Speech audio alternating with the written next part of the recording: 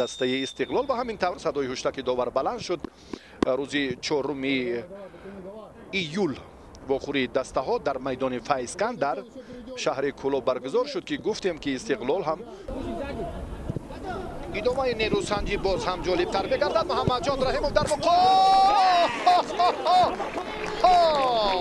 در مقابل دو نفره که واقعا هم در این مورد میتوانستند که با محمد جان رحیمов خلل بری سازد، اما خیلی هم از فاصله خیلی هم شباهت داشت و مخلصان این بازیگر رو هم چنین نام میبرند. احسان پنجشنبه پرتاب بسیار هم مناسب وحدت حنانوف رو در نظر داریم. لعین بسیار در خط دفاع مرکزی استقلال خیلی استوار است. باز هم وحدت، امیربک و صدای هشتک داور از انجام قسم اولی بازی دسته های استقلال و فیضکن درک می‌دهد.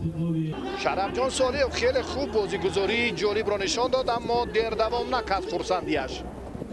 اکنون ببینید چهارگانه که به جریمه‌گاهی فیضکن وارد شدند و منوچهر جلیلوف اکنون توپ را وارد توری دروازه دسته فیضکن کرد و چند تنی دیگر بیا توجه میکنیم کجایند دلر امکان دادن. اکنون ببینید اینجا منوچهر آزاد بود و باز هم این همان عملی خیلی سریع وقتی احسان پنجشنبه است. برای محمد جان رحیمov همچنین فرصت رو فراهم ساخت احسان و باز هم برای منوچهر جلیلوف هم برای انا هم. بعد این دوری 12 روزی 15 آگوست شروع می‌گردد. استقلال در میدان خود با دسته خوجند این بازی مرکزی و خیلی حساس امکانیت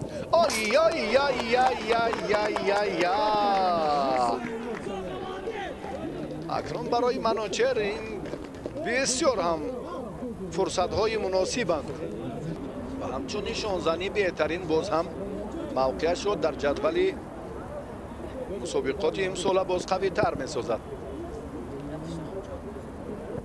بسیار هم پرتافت سری وقتی ظاهر جورابایف بود. اون بچه را مقاومت نمی کند. استقلال و فیضکن خوجند لکماتیف پامیر ریگرد از کلوب مرکزی ورزشی ارتش دو آخری دیگر هم در دایره این مسابقات یعنی دسته های سرافشان دوشنبه 83 کوکتوش ختلون پگاه برگزار می شود. خورشید ددبایف صدای هشتک خود را بلند کرد و با همین ترتیب رقابت دسته ها و نفعی باشگاه استقلال که 3 گل زد انجام یابد.